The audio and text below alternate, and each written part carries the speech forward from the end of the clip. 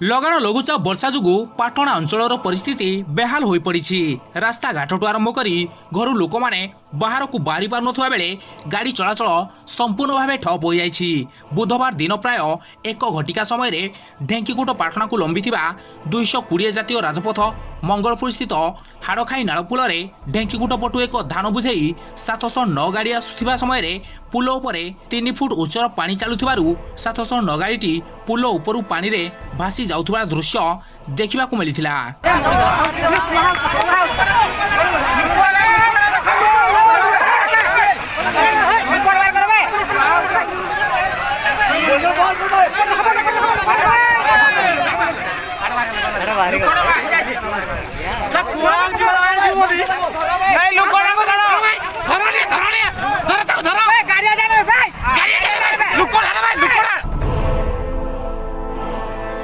गाड़ी ड्राइवर कौशल क्रमे बाहर को बाहरी आसीथिले।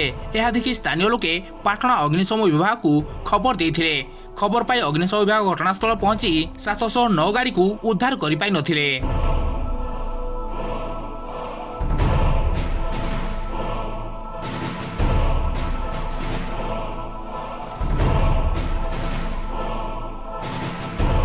Keonjhar Nishikant Behera report IYA news.